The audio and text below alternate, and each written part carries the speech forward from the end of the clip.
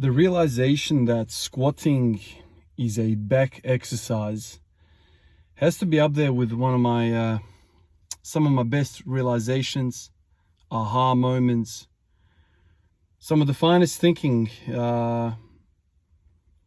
was when I realized that. For years, I squatted and I always felt like my lower back was the limiting factor. When I first started squatting, I had great troubles. Mobility, leaning over, folding over, knees buckling in, all that kind of stuff. It took me years to kind of get comfortable with it. And it's probably the reason why I fell in love with squatting, because it was such a challenge. Out of all the lifts in the gym, man, that exercise used to kick my ass. It was such a complex thing for my body for some reason. And then years and years down the track, I worked out that there was no point working on the quads, hamstrings, glutes, all that stuff. It's about the spine. Basically, I kind of worked it out in a nutshell, even though it's not as that simple. It's about the lower back. And when you say the lower back, I start to think about the process that entails. When I say lower back, I'm not just talking about the erectors of the lower back. Nah, man. If you know anything about the lower back, you will understand that it's a hip flexor thing. Hip flexors, psoas, iliopsoas originates from T12 all the way down to L5. It's a fan muscle, so every vertebra gets a piece of it. And this fan muscle on both sides inserts into the femur, proximal femur. And when that guy contracts, you get a flat back, or you get a overly hyperlordotic back. When you're squatting ATG, you need that guy to really turn on in order for you to have a flat back. Butt wink is a function of many things, but predominantly it's that your hip flexors are too weak for the weight that's on your back. And so they let go, your lower back lets go, and then you have that tucking under feeling. It's not the best. I mean, a degree of it isn't that bad, but that's the process involved. And so the lower back, erectors, iliopsoas, there's a bunch of other muscles, core musculature. That's really what it is, dude. Like when I say lower back, I'm just talking about core, all of that region. It's the weakest part of our body. The thoracic spine has a rib cage, so there's a bit of sturdiness to that part of the spine. The pelvis is very sturdy. There's a whole bunch of bones, and it's very, very solid.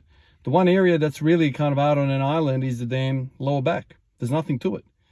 There's no rigidity. There's no hard tissue there. It's just soft tissue, core.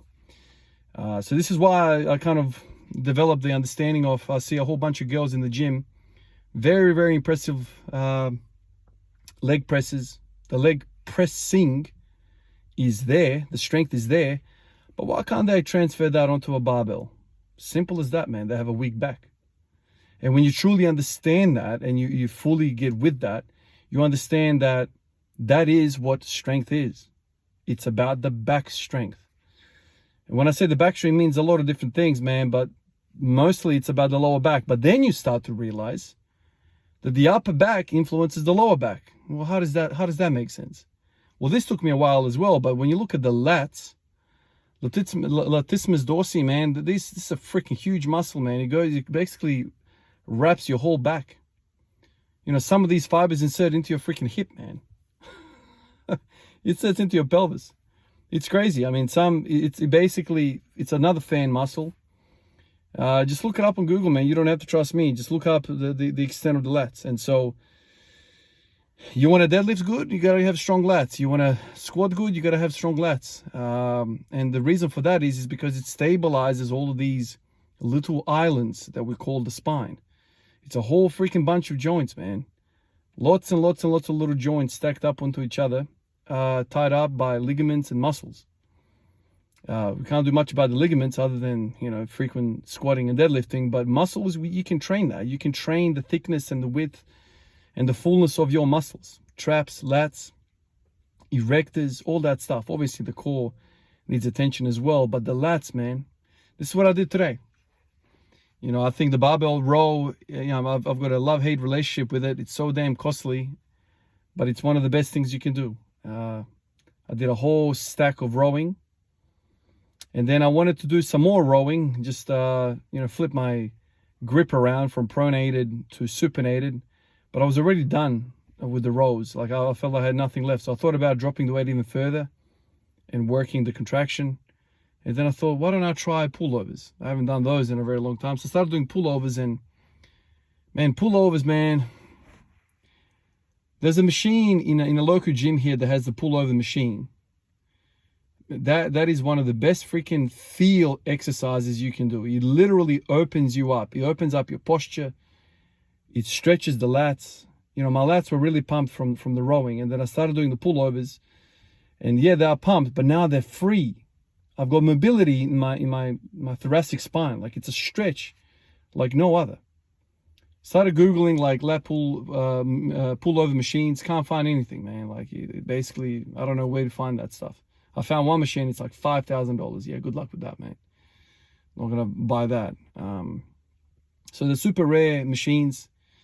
But man, I'd be happy to go to the gym just for that machine, man. It's a godly machine. But yeah, lats, back. That's all I ever think about nowadays. I have my AMRAP day where I go really hard with squatting, and then everything else is about back. If I'm not thinking about back, I'm thinking about my hip and how to warm it up so I can squat. And then after I'm done with squatting, I'm just thinking about back. And obviously I can't hit back every day because I do have to let it recover. But when I do come around for the back, I'm always thinking about it. And so I think the pullovers are a great exercise. I mean, I've only got 20 kilo dumbbells. I thought about doing the kettlebell as well, but even 20 kilos, man, with the leverage and the positioning of the pullovers, such a freaking good exercise. Such a good exercise. I mean, I'm probably going to be sore tomorrow because it's such a long exercise. It's a stretching exercise. Whereas with the rows, I feel like it's a short exercise, if that makes sense. There's not a huge stretch through the lats. Maybe there's a stretch in the traps, but the stretching in the pullover is superior. So I guess in one way, the rows are kind of like the heavy compound exercise where you're moving a lot of weight with some stretch. And then to finish off, the pullovers really just stretches that muscle out at the end range. Man, it feels freaking amazing. You walk away and you have your chest up. It's like perfect posture. So if you haven't done it in a while, I recommend you do it. For some reason, it just popped into my mind today. I thought about doing single dumbbell rows, but they always kind of give me weird freaking hernia type sensations in the abdomen. So then I thought about pullovers, and I'm like, man, this is an excellent thought. So I'll now that I'm thinking about back so much and lats, I'm gonna mess around with pullovers. I might even buy a new dumbbell. I'll try kettlebells next time to see if that kind of works. But yeah, man, pullovers are amazing. Appreciate you guys, and I'll catch you in the next one. Peace out.